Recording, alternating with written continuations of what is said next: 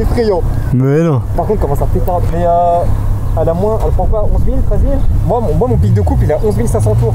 Ouais, j'ai vu. Mais en fait, genre, je sais pas, t'as l'impression que tu te traînes la bite avec. Ouais. Mais quand tu regardes le compteur, t'es déjà vite fait à 130, tu vois, alors que t'as l'impression d'être à 80. Ouais, t'as vu? C'est un truc de fou. C'est. De la vitesse dessus. C'est abusé. Je me dis, je suis à 80, je regarde le compteur. Voilà. 90, 93. Ouais, c'est ça, un truc comme ça, tu vois.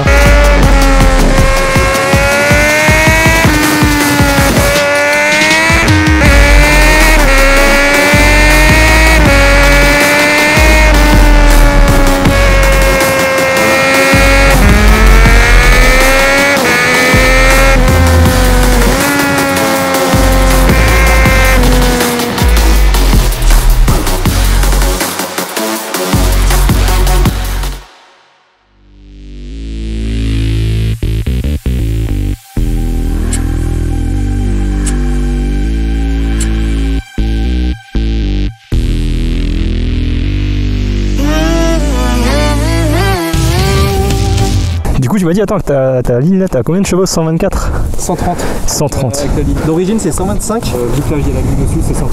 Alors, d'origine, c'est 106 normalement. Tu es un délinquant puisque tu n'as pas l'ABS. Je sais pas, t'es un délinquant. Ouais, donc 130 poneys. Bon, après, c'est 130 chevaux moteur. À la roue, ça doit être du 115, un truc dans l'or, 120, 115. Que 115 pour 170 kg. Ça fait, ouais, 175. Ouais, 170. On a arrondi, mais dans le bon sens, quoi. Il n'y a plus les rétros, il n'y a plus de cata, il n'y a plus rien. Donc, enfin, il n'y a jamais de cata dessus. Et vu que la ligne, c'est une carbone, bah, c'est plus léger. Voilà, quoi. Allez, c'est parti. Triumph Daytona 675. Donc, c'est les anciennes. Ça gueule, ça a de la longe. Et un bon châssis. Là, je l'ai déjà depuis quasiment 100 bornes, là. Histoire de bien la prendre en main, et franchement c'est un kiff. Alors comme dit, c'est les anciennes, c'est pas les nouvelles 765 qui sont d'ailleurs en édition limitée, que j'aimerais beaucoup essayer d'ailleurs. Si quelqu'un en a une dans ma communauté, bah n'hésitez pas. Ah, ça fait un bruit. Je suis un grand fan des 3 cylindres, donc forcément j'adore. Alors sur la Daytona, c'est un petit peu différent de la MT-09. Ça part pas directement d'Actouve les gaz, le couple il est moins étalé, on va dire. Par contre, une fois que tu es dans la zone rouge, enfin que tu t'approches de la zone rouge là, au-dessus de 11 000 tours, c'est un bordel.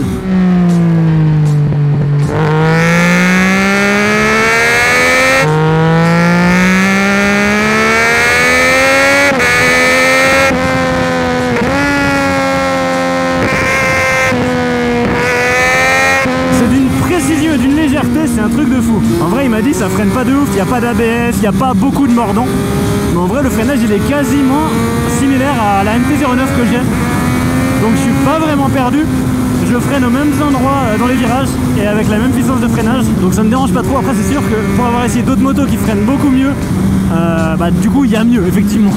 Au programme du coup de cette vidéo, bah essai routier, essai circuit sur le circuit de l'Anneau du Rhin comme d'habitude, qui est partenaire de la chaîne, et ensuite essai sur Autobahn, qui n'est pas partenaire de la chaîne mais que vous connaissez bien si vous êtes abonné à la chaîne. Si vous ne l'êtes pas, n'hésitez pas à cliquer sur le petit bouton s'abonner, c'est gratuit, ça ne vous coûte rien et ça soutient vraiment le travail. Donc on va vraiment la tester dans tous les sens, la bécane, et voir à combien elle monte et en combien de temps elle monte. Donc d'après le propriétaire, c'est 270 km/h. On va vérifier ça et on va surtout chronométrer ça. Le propriétaire n'est autre que le youtubeur, le seul, l'unique de renom Axis Biker, qui est venu de Dijon pour m'amener sa moto. Un grand merci à lui, je vous mets son Instagram et sa chaîne YouTube en description.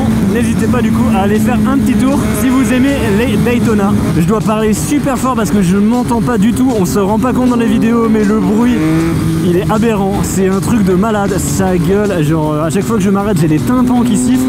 Déjà que ma MT-09 elle fait un vacarme pas possible, mais alors celle-là, le barouf qu'elle fait, c'est encore un level au-dessus. Elle n'est pas équipée de shifter non plus, donc toutes les vitesses sont à passer à la volée si vous êtes rapide, et sinon normalement. Ça monte mais genre tellement haut dans les tours, et d'une façon t'as l'impression que ça s'arrête jamais, on dirait un avion au décollage, ça fait que prendre de la vitesse, et c'est tellement radical la position et tout, et la moto elle est toute petite, toute légère, qu'en fait t'as aucune impression de vitesse. Comme je l'ai dit avant, t'accélères, tu te dis ouais t'es à 80, tu regardes le compteur, et t'es un petit peu au-dessus de 80 quand même, tu vois. Et t'as pas l'impression, t'as l'impression vraiment d'être à 80 km/h. Donc c'est vraiment une moto un peu traître. Et t'as pas beaucoup de sensations de vitesse. Mais par contre avec le bruit et tout, c'est un bonheur.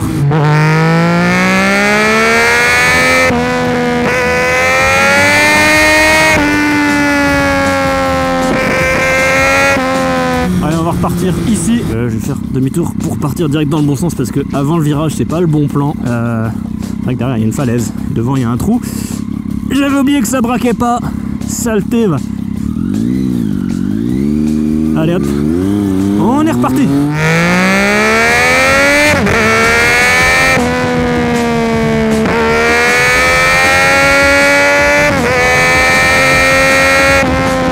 Alors faut savoir que j'ai jamais roulé avec une Triumph équipée d'un moteur 675 cm3. J'ai essayé les Street 765, les Speed, etc.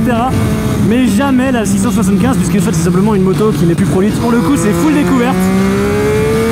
Et c'est une très bonne surprise. Le moteur est fou, le châssis est fou. Bon, il sautille quand même de temps en temps, mais c'est surtout dû à la route. Là, c'est une route plate. Il y a vraiment zéro problème. Je vous mettrai le vidéo Pure Sound en haut à droite, en cliquant sur la fiche ainsi qu'en description. Si jamais ça vous intéresse, parce que cette moto, vraiment, elle vaut le coup de faire une vidéo Pure Sound. C'est vraiment magique le boucan.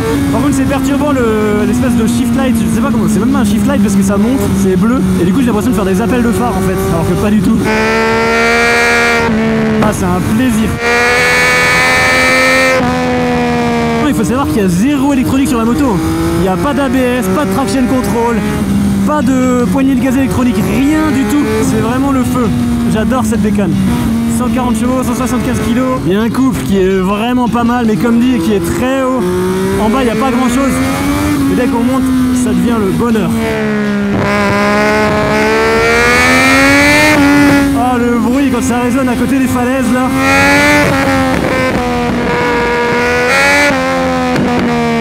Ah, je suis en kiff total.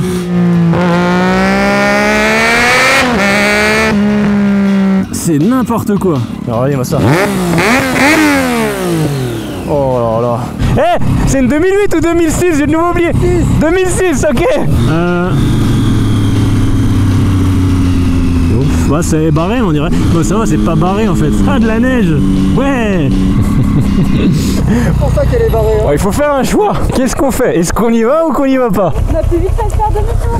Bah, ça se trouve là-bas c'est fondu. Au pire on demande aux cyclistes. Ça se trouve en fait il y a juste 2 petites tas de neige, après c'est fini. Bonjour, dis-nous. Il y a de la neige encore. Ouais, ça m'a régalé. Ah merde. Il y a des moments, il y a ça de neige. Hein. Ah ouais quand même. Bon, on va faire demi-tour. Bah vas-y, demi-tour. Oh voleur.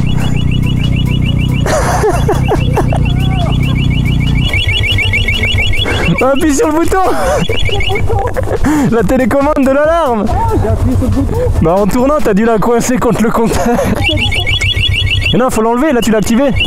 Faut appuyer sur le bouton du milieu je crois, ou tout en bas. Il y a écrit off. Ta gueule. Rappuie une deuxième fois au cas où. Normalement ça doit faire tweet. Ouais, c'est bon normalement. Bah de toute façon... Ouais, c'est bon. En vrai, le panneau route barrée, ils auraient pu le mettre au milieu parce que là, pour moi, il est à côté, donc pour moi, il est plus valide, tu vois. Si la route elle est vraiment barrée, tu le mets au milieu pour pas que les gens passent. Tu mets pas sur le côté. Sur le côté, ça veut dire c'est plus barré, tu l'as enlevé en même temps, donc forcément. Ah, je vous ai pas dit d'ailleurs, mais la vidéo elle est sponsorisée par. En vrai, je sais pas, je le mettrai en interstice après parce que. Il me faut de l'argent pour un projet que je dois financer très prochainement, que vous verrez en vidéo. Mais j'ai pas encore démarché les gens, donc je sais pas. Bon, du coup, plutôt que de vous faire la pub pour un jeu mobile ou un VPN, je m'auto-sponsorise tout seul en vous parlant de mes presets de retouches photos qui sont en vente sur mon site internet depuis plus d'1 an et demi maintenant, sans jamais que j'en parle sur YouTube. Il s'agit tout simplement d'un pack de préconfiguration compatible Photoshop et Lightroom, dont la version gratuite sur téléphone et tablette, donc plutôt cool, et qui permettent de retoucher vos photos comme un professionnel en un seul clic, et ce sans aucune connaissance dans le domaine. Puisque des exemples valent mieux que des mots, vous retrouverez en description le lien du site sur lequel plein d'autres exemples sont visibles, et bien entendu un tuto d'installation est fourni avec pour les débutants qui n'ont jamais installé ce genre de choses. Ah oui, et enfin pour tous ceux qui viendront depuis cette vidéo avec le code Daytona, vous aurez 15% de réduction sur absolument n'importe quel pack. Bam! Constat, c'est toi le fautif là.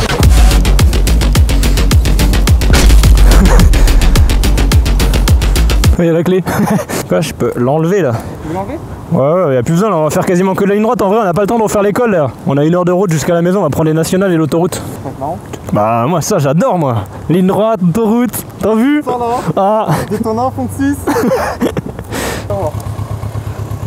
Paf. Autographe. Oh.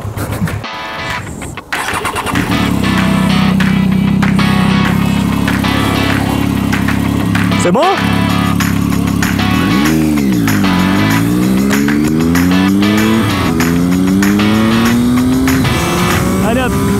parti pour l'essai circuit.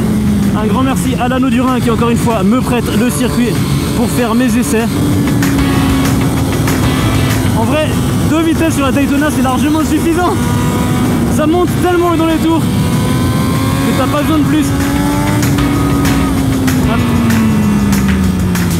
Bon, c'est vrai que le freinage en vrai sur la route je trouvais ça allait, mais sur le circuit si ça pouvait avoir un petit peu plus de mordant ça serait pas de refus.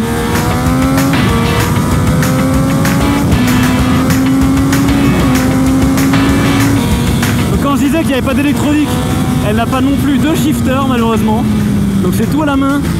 En vrai elle joue à la volée, en tout cas ça passe super bien à la volée.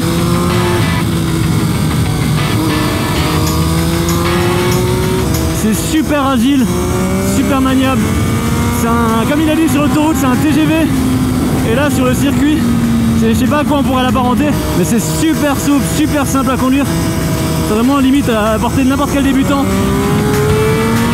Et comme dit, t'as tellement d'allonge qu'en fait, tu te concentres que sur la route.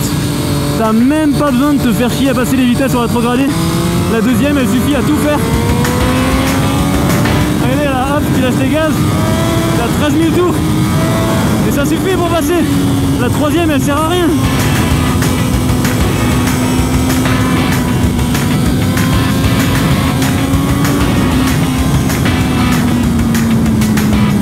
Voilà, la ligne droite, j'ai pas la complète, j'ai le petit circuit aujourd'hui.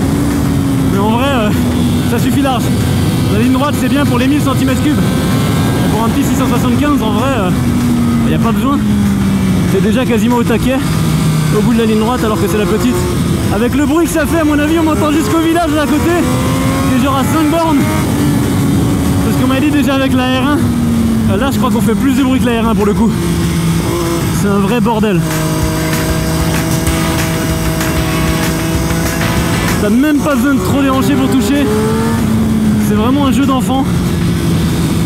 Vraiment ça c'est le genre de moto, je pense pour débuter la piste, ça peut être vraiment sympa.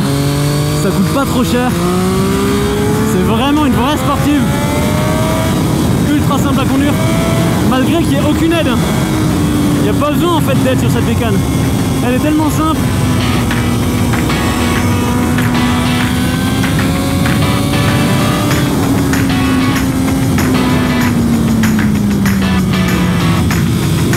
Je suis habitué avec ma MT-09 à avoir des freins que dès que tu touches l'arrière, l'ABS se déclenche immédiatement. Donc là je me suis dit putain ça va bloquer à tous les coups, mais en fait non, pas du tout. Putain, j'ai du public en plus à gauche. Ils doivent se dire ah ça c'est un mec, c'est un VIP. Et il est pété de thunes. Et il a privatisé le circuit. Alors qu'en vrai pas du tout. Merci à l'Anneau du Rhin pour cette opportunité de partenariat. C'est vraiment génial. Je vais faire un dernier tour. Parce que le but c'est pas de lui rincer les pneus de la bécane. C'est juste de faire un petit essai comme ça, pas de chrono. Pas de freestyle, rien. Juste roulage plaisir pour une vidéo cool. Et en même temps profiter du son de la bécane qui est vraiment extraordinaire. Dites-moi en commentaire ce que vous pensez de la bécane. C'est le genre de truc qui vous ferait kiffer, que vous pourriez acheter ou quoi. On part sur la partie photo vidéo maintenant.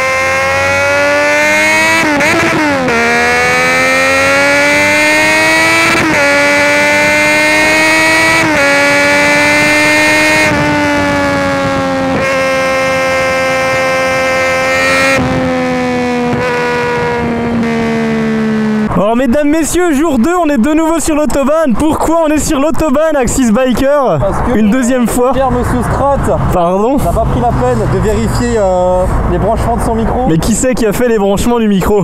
Mais Qui n'était même pas mon micro. Qu'est-ce qui était sur la Daytona à ce moment-là quoi? Monsieur l'ingé son en carton. Voilà. Un petit klaxon de merde là. Ah, le klaxon de 4 ailes.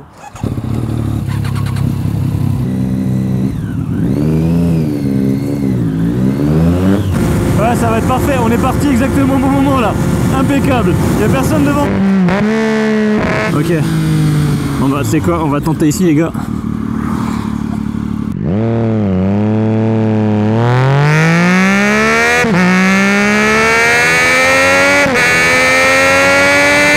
Bah c'est quand même mieux de le faire quand il fait genre 24 degrés plutôt que 2 degrés le matin, hein. Franchement là c'est un plaisir, en plus on a un petit coucher de soleil.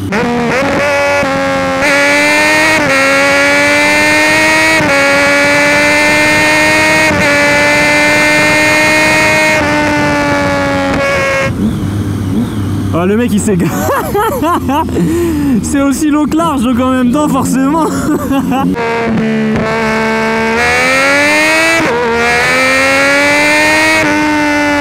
Un dernier pour être sûr.